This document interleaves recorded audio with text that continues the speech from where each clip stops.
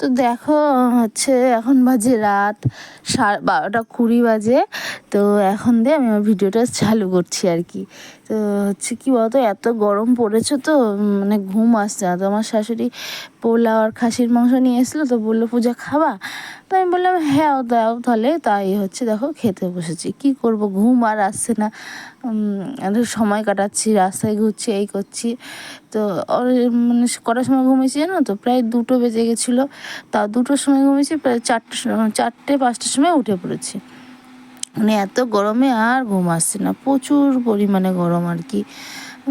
তাই হচ্ছে দেখো খেতে বসে গেছি। তো এখন তোমাদের টাইমটা দেখো দেখাচ্ছি আর কি। বুঝতে পারলাম 12:20 না 25 বাজে আর কি।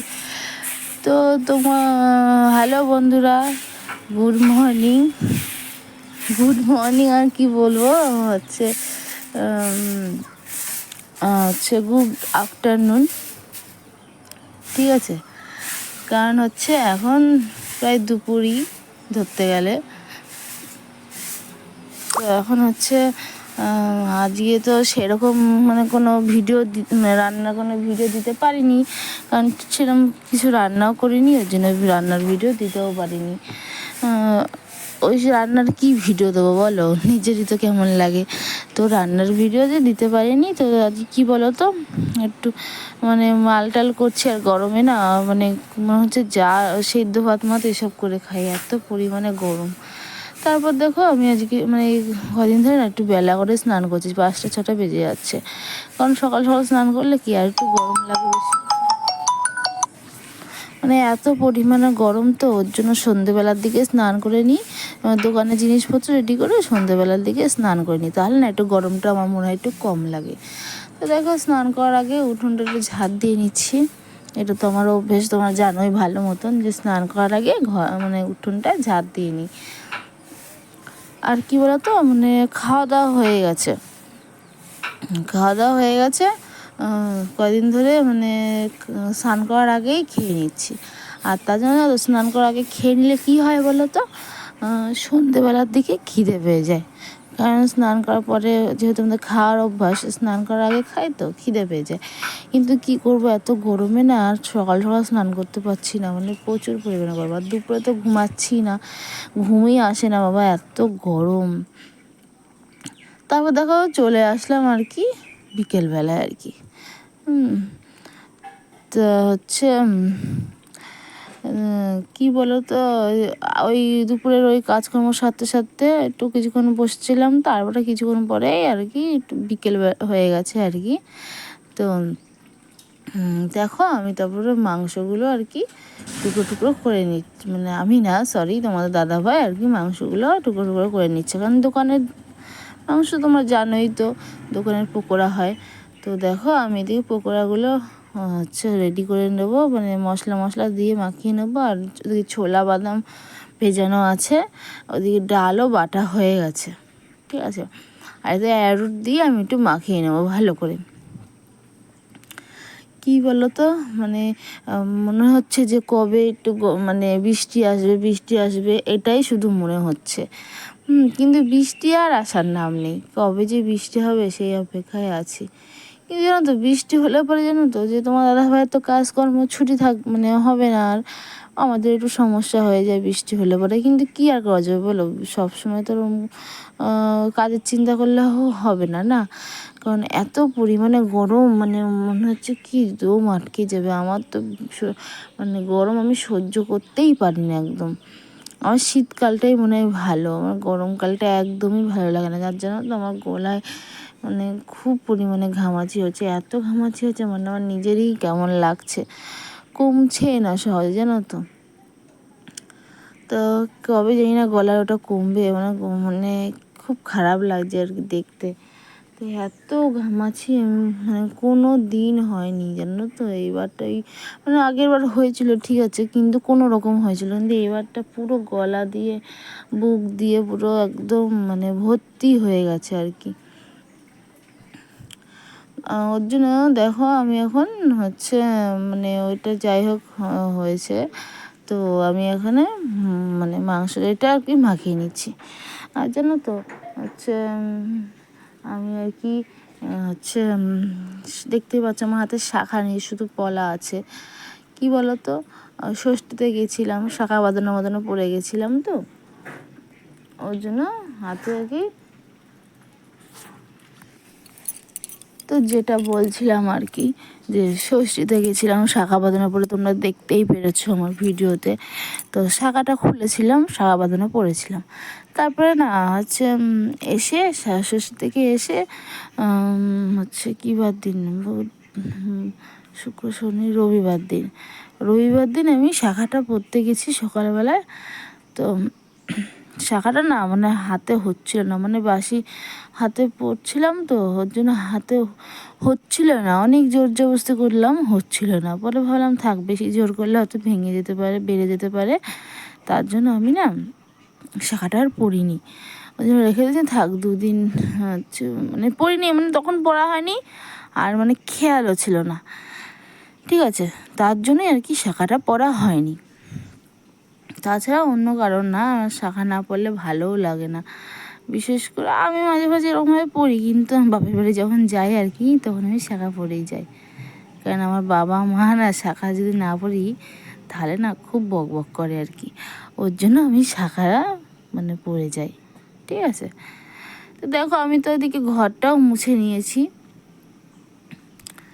কি বলো তো, একবারে ভাবলাম কি যে দোকানের মালপত্র সব রেডি করার পর তোমার ঘর মুছতে হয় আবার, তাহলে একবার সব জিনিসপত্র রেডিমেডি করে আমি স্নানটা করে নিই, ঘরটা মুছে নিই, স্নানটা করে নিই, তাহলে আমার পরের ঘরটা আর মুছতে হবে না।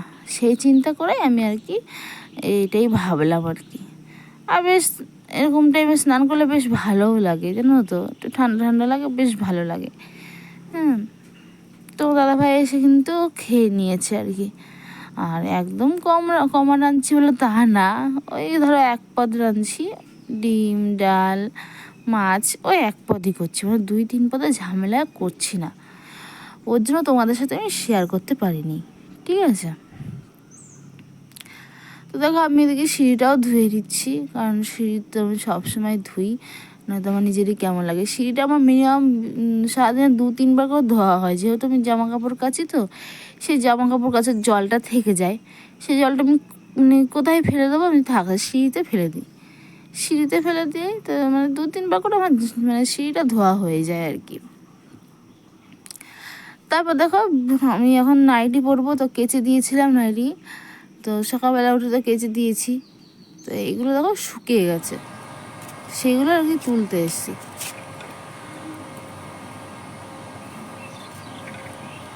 আর কি বলতো, আমাদের বাড়িতে না উঠোনে সেরকম না জায়গা নেই যে জামা কাপড় মেলবো আর কি। একটা দড়ি আছে, ও কোনো রকম পাতলা পাতলা জামা কাপড়গুলো মেললে ওগুলো শুকিয়েছে, কিন্তু ভারী ভারী জিনিসগুলো মেললে শুকোবে না। ওই জন্য এইখানটা যদি মেলে দিই না, তুমি যত বেলায় মেলে দাও না, ওটা হাওয়া টাওয়া দেয় তো একটু মানে অনেকটাই শুকিয়ে যায় আর কি, ওর জন্যই দেওয়া। আর কি বলতো হচ্ছে ষষ্ঠীতে হচ্ছে গিয়েছিলাম, তো এবার বলেইছি তো তোমাদের ষষ্ঠী কোন দিক দিয়ে চলে গেল কিছুই বুঝতে পারলাম না আর কি। তাই মানে একটু মনটা একটু খারাপ খারাপ, জানো তো, মানে অনেক কিছু প্ল্যান করেছিলাম যে ষষ্ঠীতে গিয়ে অনেক কিছু করব আর কি, কিন্তু কোনো প্ল্যান আর কি হয়নি।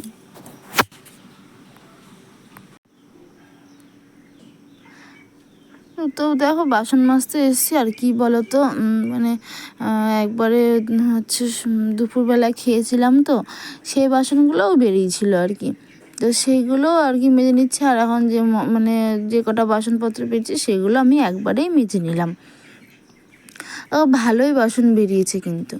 আর আমাদের কলপাড়াটা দেখো কতটা মানে ঘাস হয়েছে, মাঝে মাঝে তো পরিষ্কার করা হয় আবার হয়ে যায়, মানে কি হয় মানে পরিষ্কার করেও ওই শান্তি নেই, মানে 2-3 দিন পর পরে এরকম জানা তাই আর কি হয়ে যায়। তো দেখো আমি এদিকে হচ্ছে আজ এই কন্টেনার দুটো আমি মানে রেখেছি কিসের জন্য বলো তো, দুটো না দাগ হয়ে গেছে, মানে যেহেতু ছোলা বাদাম ভিজাই আর একটাই ছোলার ডাল ভিজাই, এই দুটোই করেছি, আর বেশ এক্সট্রা কিছু করিনি, কেন বলতো অনেকগুলো যদি বাটি করতাম তাহলে অনেকগুলো বাটিতেই দাগ হয়ে যেত, ওর জন্য আমি দুটো বাটিতেই করেছি। দাগ হলে দুটো বাটিতেই হবে, তাই না, নয়তো কেমন লাগে বলো সব বাটিতে যদি দাগ হয়ে যায়।